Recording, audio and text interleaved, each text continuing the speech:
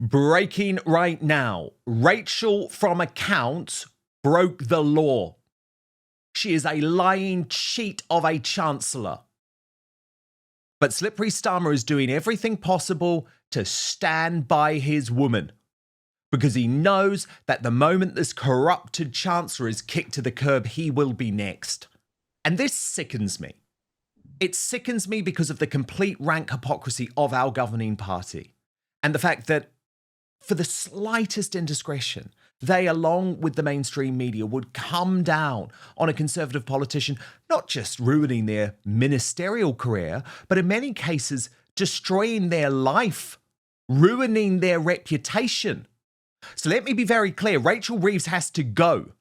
She has to go for a whole load of reasons, right? She has to go because she's destroyed the economy. She's about to break her manifesto pledge. She's about to put up her taxes. But she also has to go because she is a brazen liar and a law-breaking cheat. And there's no doubt about that. After the Daily Mail revelation today that she broke the housing law by illegally renting out her own family home. This is how the news broke on the mainstream media last night. Breaking news in the last few minutes. The Chancellor, Rachel Reeves, has admitted breaching housing regulations by unlawfully renting out her family home without a licence. Now, she's told Sir Keir Starmer of the error, as well as the Prime Minister's independent ethics advisor and Parliament's Standards Commissioner. Rachel Reeves admits to breaking housing law. So Rachel Reeves admitted that she broke housing regulations by unlawfully renting out her family home after moving in to number 11. The Chancellor failed to obtain a rental licence for her home in Dulwich. Chancellor Rachel Reeves has admitted breaching housing regulations by renting out her family home without a licence. The Mail has revealed that Reeves put her Dulwich property on the market for £3,200 a month after moving into Downing Street. And she might have to pay back £38,000. But who cares? Because, it's Labour. They're allowed to lie and cheat and break the law. Pretty Patel posted on this. Looks like Rachel Reeves has broken the law on her second home. She's threatened tax hikes on family homes, imposed new laws on landlords while failing to follow the law by illegally renting out her house. Southwark Council must prosecute her for breaking the law, and Starmer should sack her. Absolutely. Of course he should. Kemi Badenoch actually decided to make this more of an issue, though, about the economic damage that Reeves has done. Watch. Dan Wootton Outspoken is available as a podcast too. So to listen or watch us on the go, wherever you are, then please subscribe on Apple Podcasts, Spotify, or wherever you listen to your podcasts. And as a personal favour to me, please rate and review, as it really helps our independent show. Chancellor can't even get it on top of her own paperwork. How's she going to get on top of the country's paperwork? So that is why our message is simple. If she puts up tax, give Reeves the axe. That last budget was a disaster. And after that, she said she wasn't coming back for more. And what have we been hearing all summer? Rises in property taxes. Increases in income taxes. They want to tax our homes. They want to tax our pensions. They want to tax our savings. Tax, tax, tax, tax. Enough is enough. If she puts up tax, give Reeves the axe. If you want more of something, you don't tax it. It is a very simple principle. She put taxes on jobs, jobs disappeared. They tax farmers, farmers are closing down. They tax businesses. They're taxing everything. They're taxing education. We're seeing schools close down because they can't afford Labour's taxes. Someone needs to get a grip on it. So, Keir Starmer, you need to make sure that your Chancellor gets a grip. If she cannot get a grip on controlling spending, then you need to sack her. Enough is enough. Of course. But he should have sacked her months ago. But he didn't, because he's a failing Prime Minister. But what we're now witnessing, folks, is a cover-up in real time.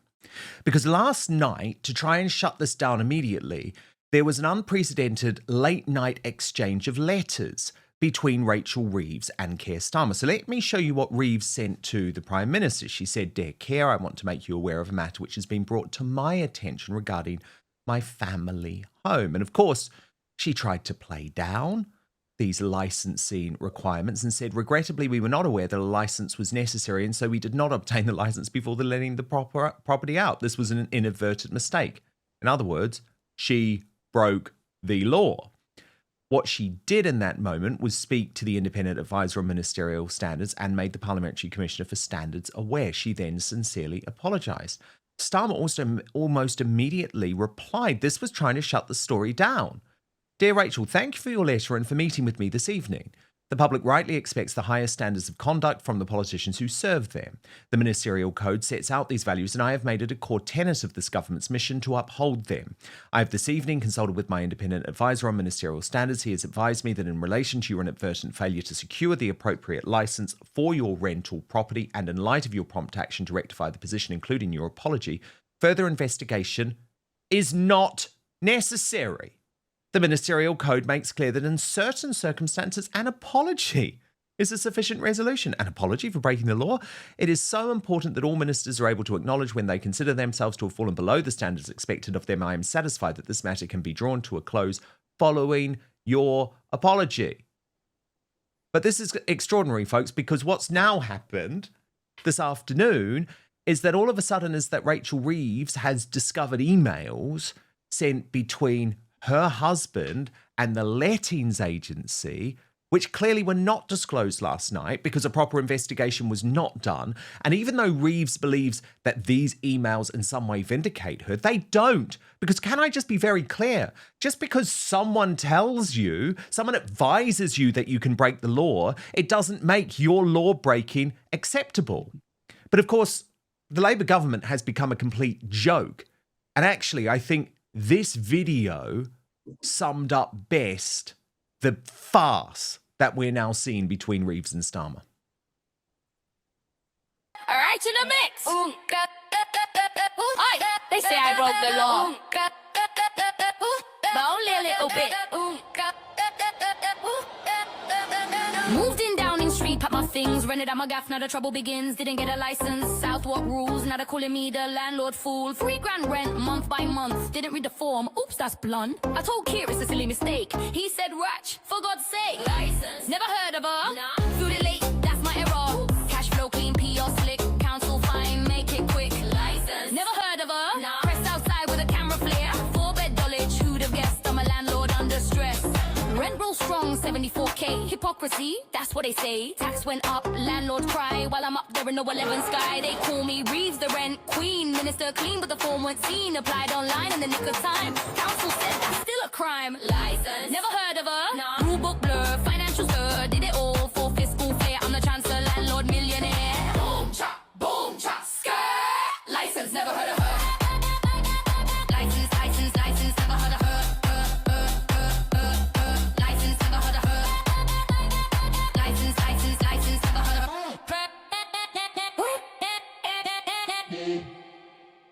Sorry, I just found that so funny. Sometimes we need some levity. But look, Downing Street has just published the emails between Rachel Reeves and her husband and their estate agent over whether they needed a rental license. One email shows the agent who quit 2 days before the tenancy saying they'd applied for the license but didn't. There we go. But I'm sorry, it doesn't matter. None of this matters to my superstar panel, Kane Blackwell and Lauren, the insider. Lauren, this doesn't matter. She broke the law. She's the Chancellor. The Deputy Prime Minister ended up having to go. She has to go too. This is a corrupted government, but they absolutely said that they were going to have high standards. We're not all going around breaking the bloody law. She's got to go. She's got to go. But first, let's be honest, finding a doctor who isn't just parroting big pharma talking points, practically impossible these days. But one bold Texas doctor of physical therapy is cutting through the nonsense, revealing 7 powerful reasons why anyone over 50 should be drinking this one overlooked thing daily. And no, it's not milk, not some chalky calcium shake either, don't worry. It's unique protein your body stops producing as you age, yet it's been shown to dramatically boost bone density, soothe joint pain, and even smooth out wrinkles and cellulite. Users are also seeing thicker hair, stronger nails, and faster results than you'd expect. Some in just 2 weeks. And get this, over 5 million jars sold, more than 8,000 5-star reviews, and a 365-day money-back guarantee. That is confidence. So for my listeners, you can get up to 45% off this formula plus free shipping right now.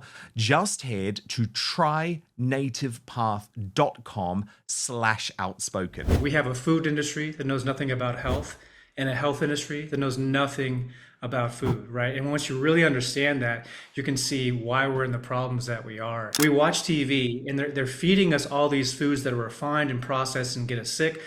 And the next commercial is a commercial about a pill that we're supposed to take. The forefront of what we do here at Native Path is we try to get people off the path of what most people are doing is eating that stuff and taking those pills and get them on the path to eating, moving, and living in harmony with their biology. Collagen is, in my opinion, it's the one thing that if you take it, everything else starts to get easier or unnecessary because it's so foundational in the structure of your body. We're deficient in this very important protein that our ancestors got plenty of. So it's a big part of what I say is important when we're aging. You have to have this as part of your diet. Again, that's trynativepath.com/outspoken. No fluff, just results. Go see what the hype's about. And to watch my full, fascinating interview with the doctor, click on the link in the description box below. But now, back to the show. They say they have high standards. They couldn't have lower standards if they tried. However, they will probably surprise us tomorrow and go even lower. He is not taking action on this. They are hoping we forget. Nothing to see here, move on. But if this was you or me, Dan, we'd be penalised. Why would we be penalised? Because we have right-wing political views. That's why we'd be penalised. But this cretin, it's fine. But if you're a normal person and this happens, your fine could be unlimited. It could be up to £30,000 or it could be imprisonment. But nothing will happen to this grifter. She'll just go on about her business tomorrow, ripping us all off as usual. And then she'll put our taxes up. So we'll have to work harder and get less money. I mean, Kane, how many excuses are going to be made for Ms. Reeves, who lied on her CV? Hence why her nickname became Rachel from Accounts. Exactly. And Starmer won't get rid of her because if he does, that's the end of him. If you get rid of your Chancellor and those two are so wedded to each other politically, he's going to have to go as well. So he's not going to do it, even though he should. But it all just stinks, doesn't it? Labour have come into power, and from the get-go, you have the Lord Alley scandal. You've had Angela Rayner, the Deputy Prime Minister, had to resign. And then you've had the Corruption Minister, Tulip Tzazik, can't even say her name. She had to resign for corruption. Alleged corruption. Minister. You then had the Homelessness Minister, had to resign because she made her tenants homeless. Honestly, you can't make this stuff up. And it's not funny. They are mad. It's not funny, but I'm just laughing because I'm thinking about if this were a right-wing government, how the media would be reacting. And this is why when some people say, Dan, why do you speak about the media so much, the MSM? And it's because they're absolutely at the intersection of all of this. If they just pretend that this is not a government-mired and scandal, they think people won't recognise it. By the way, Rachel Reeves's letter has just been published. Second letter to Starmer. Where she says that the letting agency and my husband have found correspondence confirming that on the 17th of July last year, the letting agent said to my husband that a selective license would be required and agreed that the agency would apply for the license on our behalf.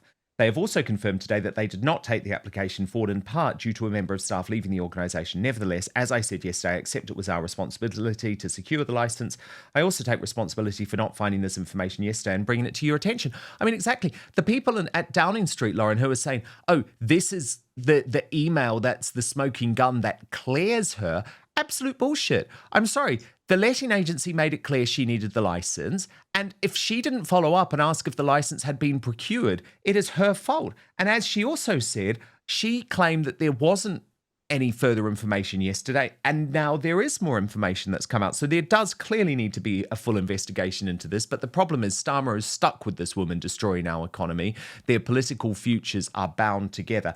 And oh, by the way, Lauren, Nigel Farage has just posted this new poll, which he describes as a moment of national significance, because Labour has now sunk into fourth place. So you see Reform UK, they're on 32%. The Greens surging under the tit whisperer, Zach Polanski, at 17%. And then Badenoch's Tories and Slippery Starmer's Labour tied on 16%.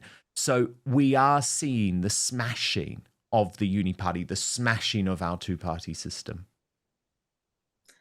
I mean, yeah, that is great. But I would also say to Nigel Farage, he has to stop becoming establishment as well. Big time. Because we know that Can you put that to Kane? Because Kane's defected from the Tories to Reform UK. So put that to Kane. I'm coming from the point of view where, no offence, but I do think largely you are all as bad as each other, but I would like to be proven wrong. Now, I have faith in Ben Habib and Rupert Lowe, okay? But I have a real problem with Reform making people think they are trustworthy. And then why is Farage so awful about Tommy Robinson, but also ensuring that Tommy Robinson cannot be featured on things like GB News? Well, look, what I would say is, don't give me a politician's answer. I'm not gonna look. I have no problem with people platforming who they want to platform. I think that it's up to individuals who they want to do that.